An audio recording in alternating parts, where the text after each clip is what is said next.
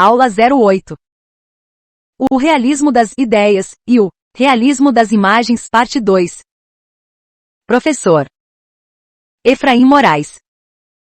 A paz do Senhor Jesus Cristo a todos os alunos e membros do Projeto C7, Sociedade Educacional Teológica. Sou o irmão Efraim Moraes, seu professor da matéria de Introdução à Filosofia. Sejam todos bem-vindos ao nosso 8º encontro, rumo ao conhecimento filosófico para melhor servir a excelência maior, o eterno Deus.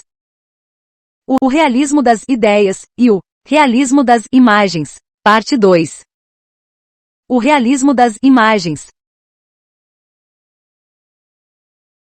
Aristóteles, 384-322 a.C., nasceu em Estagira, atualmente Tessalônica, cidade grega que ficava a cerca de 300 quilômetros ao norte de Atenas. Era descendente de uma geração de médicos. Seu pai foi o médico particular de Aminta II, rei da Macedônia, e avô de Alexandre, o Grande. Entretanto, em vez de tornar-se mais um médico da família, o jovem Aristóteles, aos 17 anos, decidiu mudar-se para Atenas a fim de estudar filosofia com Platão. Durante aproximadamente 20 anos frequentou a academia, deixando-a somente após a morte de seu mestre em 347. Em 342, Aristóteles foi chamado à Macedônia por Filipe II, para ser o preceptor de seu filho Alexandre. Alguns anos depois, com o advento de Alexandre ao trono, 335, Aristóteles retornou a Atenas e fundou sua própria escola em um ginásio chamado Liceu. Esse ginásio situava-se em meio a um bosque, e era contornado por uma alameda, onde Aristóteles e seus discípulos costumavam conversar enquanto passeavam. Essa atividade era conhecida como perípatos, daí a filosofia aristotélica ser denominada de filosofia peripatética. Aristóteles dirigiu o Liceu por 13 anos. Depois da morte de Alexandre, o partido antimacedônico obrigou-o a se retirar de Atenas para Calcídia, onde morreu em 322. Apesar de ter sido um dos mais famosos discípulos de Platão, Aristóteles rompeu com o platonismo. Aristóteles não acreditava que as ideias estavam à parte do mundo sensível. No entanto, para alguns historiadores da filosofia, como Jean Bernard, Aristóteles não rompeu, propriamente, com Platão, mas apenas desejou ser mais platônico que o fundador da academia. Seja como for, o fato é que Aristóteles não concordou com a teoria das ideias, ou seja, discordou da síntese que Platão fez dos pensamentos de Heráclito e Parmênides.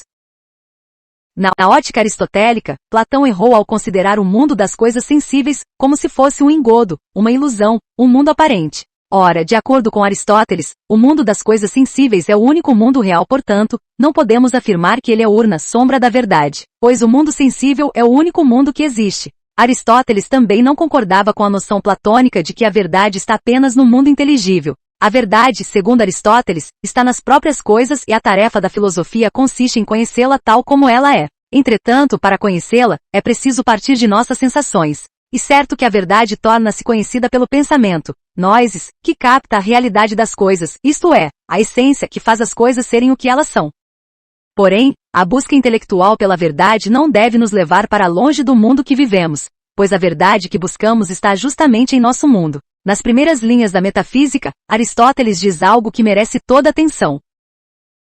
Todos os homens, por natureza, tendem ao saber. Sinal disso é o amor pelas sensações. De fato, os homens começaram a filosofar, agora e desde sempre, por causa do espanto, tanomase, na medida em que, inicialmente, ficavam perplexos diante dos fenômenos surpreendentes mais comuns. Ora, quem é tomado pela dúvida e pelo espanto reconhece sua ignorância. E é por isso que também o filómitos, aquele que ama o mito, é de certo modo, filósofos, aquele que ama a sabedoria, pois o mito constitui-se de elementos espantosos. De modo que se os homens filosofaram para libertarem-se da ignorância, é evidente que buscavam o conhecimento unicamente em vista de saber, e não por alguma utilidade prática.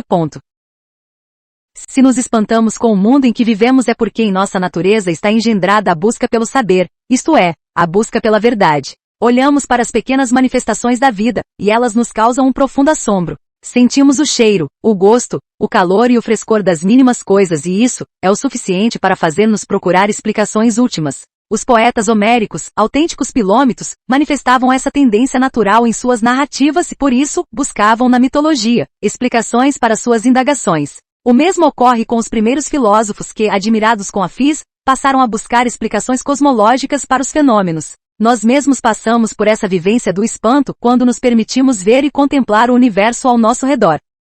Quem de nós nunca admirou o mundo com espanto, e logo em seguida, não passou a buscar explicações da razão de ser das coisas admiradas? Ora, a admiração não é nada mais que um olhar pasmo para o mundo. E como diz Fernando Pessoa, o meu olhar é nítido como um girassol.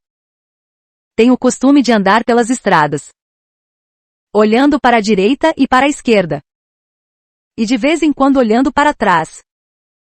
E o que vejo a cada momento? E aquilo que nunca antes eu tinha visto. E eu sei dar por isso muito bem. Sei ter o pasmo essencial que tem uma criança se ao nascer reparasse que nascerá deveras. Sinto-me nascido a cada momento para a eterna novidade do mundo. A prova de que nossa natureza humana nos impele a buscar pelo saber está nas nossas próprias sensações, pois é por meio de nossa capacidade de perceber o mundo que somos despertados para buscar o sentido ou a razão de ser das coisas, e através das sensações que podemos admirar o mundo, e ao mesmo tempo ser afetados por ele. E mesmo que nossas experiências sensoriais não nos digam o porquê das coisas, não devemos reduzi-las a mera ilusão, pois como nos ensina Aristóteles, é preciso partir das sensações se queremos conhecer as próprias coisas.